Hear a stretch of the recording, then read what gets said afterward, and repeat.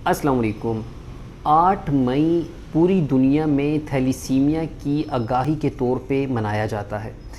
ये बात जहन में रखें कि कोई भी दिन जो दुनिया में किसी भी मुनासबत से मनाया जाता है, उसका मकसद उस हवाले से अवाम को शऊर देना,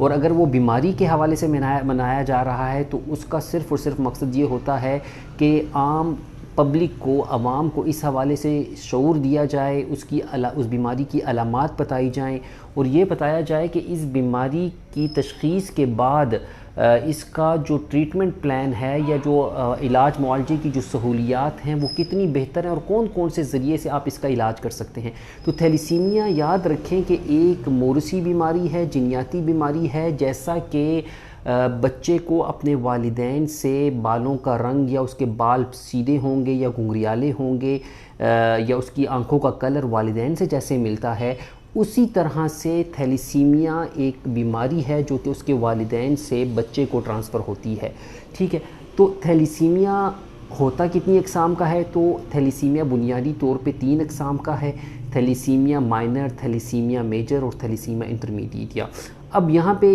इसको आगे जाने से पहले मैं यहाँ पे इसकी अलामात बताता चलूँ कि थैलीसीमिया की अलामात जो बच्चों में हमें देखने को मिलती हैं और जिसकी वजह से हम डायग्नोसिस की तरफ जाते हैं, उसके इलाज की तरफ जाते हैं, तो उनमें थकावट का एहसास ज़्यादा रहना, चेहरे की रंगत या होंठों का नीला रहना, ठीक है, थोड़ा सा भाग दौड़ कर लिया तो बच्चे का सांस फूल जाती है, ठीक है, थकावट हो जाती है, उसका जो एक सांस है उसकी धड़कन वो बेकाबू हो जाती है, ठीक है। इसके साथ उसका पेट फूला होना, ठीक है, लेफ़्ट साइड पे उसकी जो पेट है वो ज़्यादा फूली होती है, ठीक है। अगर आप अल्ट्रासाउंड इस दौर में करवाते हैं तो आपको पता चलता है कि उसकी तिल्ली सूजी हुई है, साथ में उसका पेशाब गहरे ज़र्द रंग का होता है, ठीक है। और अगर आप उसका खून का टेस्ट करवाएंगे तो आपको ये पता चलेगा कि उसका HB लेवल यानी हीमोग्लोबिन का लेवल और RBCs यानी खून के सुर्ख ज़र्रात वो आम मिकदार से कम हैं। अच्छा, तो अब यहाँ पे ये बात जहन में रखें कि हीमोग्लोबिन एक ऐसा प्रोटीन है जो कि आपके खून के सुर्ख ज़र्रात के ज़रिए आपके जिस्म को ऑक्सीजन मुहैया करता है। अब ऑक्सीजन एक ऐसी करेंसी है, समझाने के लिए आप ये समझें, एक ऐसी करेंसी है जिसकी ज़रिए से आपके तमाम वाइटल आर्गन्स, तमाम आर्गन्स अपना फंक्शन परफॉर्म करते हैं। अगर वो ऑक्सीजन उनको ना मिले तो आप ये बात जहन में रखें कि उनका फंक्शन ना सिर्फ डिस्टर्ब हो जाता है बल्कि वो मल्टीपल फेलियर की तरफ आपका जिस्म भी जा सकता है, जिसमें आपके गुर्दे फेल हो सकते हैं, आपके दिल का मसला हो सकता है, आपके दिमाग का फेलियर हो सकता है, ठीक है। तो ये चीज़ें अगर आपका हीमोग्लोबिन इतना कम है कि आपको बहुत ज़्यादा ब्लड ट्रांसफ्यूजन की ज़रूरत पड़ती है, यानी किसी दूसरे से खून लेने की ज़रूरत पड़ती है, ठीक है, और बार बार लेने की ज़रूरत पड़ती है, तो वो थैलीसीमिया मेजर है, जिसका मैं पहले ज़िक्र कर चुका हूँ। और अगर कभी कभार खून लेने की ज़रूरत पड़ती है, यानी कि ब्लड ट्रांसफ्यूजन की ज़रूरत पड़ती है, तो वो थैलीसीमिया इंटरमीडिएट है। और अगर बिल्कुल ही ज़रूरत नहीं पड़ती और वो अद्वियात या आयरन कंटेनिंग जो फूड्स हैं जिनमें आयरन यानी कि फौलाद होता है, वो अगर आप लेते हैं और वो यानी हीमोग्लोबिन की कमी को बेहतर कर सकता है, तो उसे थैलीसीमिया माइनर कहा जाता है। अब पूरी दुनिया में इसके जो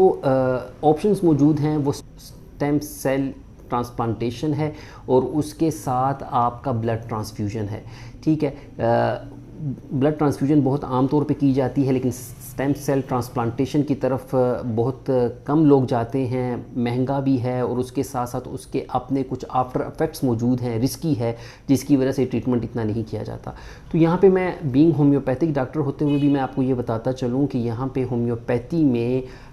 इसके हवाले से काफ़ी अच्छी मैनेजमेंट मौजूद है। अगर आप होम्योपैथिक इलाज, आपके बच्चे को ये चीज़ें मौजूद हैं, तो आप होम्योपैथी का इलाज अगर करते हैं तो आपके ब्लड ट्रांसफ्यूजन यानी कि जो इंतकाल जो खून है, जो आप उसको खून मुंतकिल करते हैं, उसमें काफ़ी आपका गैप आ सकता है, ठीक है, काफ़ी गैप आ सकता है और आपकी बच्चे की क्वालिटी ऑफ लाइफ बहुत बेहतर इम्प्रूव हो सकती है। और इसके साथ एक बहुत अहम बात मैं यहाँ पे बताता चलूँ कि ऐसे लोग जिनके यहाँ थैलीसीमिया पाया जाता है या जिनके यहाँ खून की कमी, माँ और जो या लड़का और लड़की जिनकी शादी होने वाली है, उनके ख़ानदानों में खून की कमी का मरज़ बहुत ज़्यादा पाया जाता है, तो उनको ये चाहिए کہ وہ اپنی شادی کرنے سے پہلے یا ان کے جو بڑے ہیں ان کا یہ فریضہ بنتا ہے کہ ان دونوں بچوں کے تھیلیسیمیا کے حوالے سے ٹیسٹ لازمی کروائیں تاکہ آنے والی نسل میں وہ بیماری ٹرانسمٹ نہ ہو، ٹھیک ہے۔ اور اس کے ساتھ یہ بات بھی ذہن میں رکھیں کہ کچھ ایسے علاقے ہیں دنیا میں، کچھ ایسے ملک ہیں اور ملکوں کے کچھ ایسے حصے ہیں جہاں پہ کہ تھیلیسیمیا زیادہ ہے، تو وہاں پہ رشتے کرتے ہوئے، شادی کرتے ہوئے بھی آپ احتیاط کریں۔ اس کے حوالے سے آپ نے میڈیکل پروفیشن یا جو آپ کی کمیونٹی کے حوالے سے جو ہیلتھ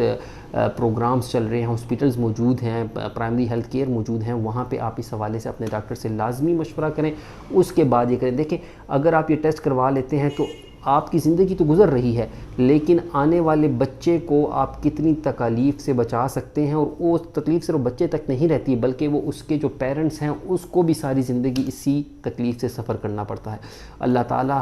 ہمارا آپ سب کا ہمیں ناصر ہو، اللہ تعالیٰ اس بیماری سے اس دنیا کو محفوظ رکھے۔ بہت شکریہ، اللہ حافظ۔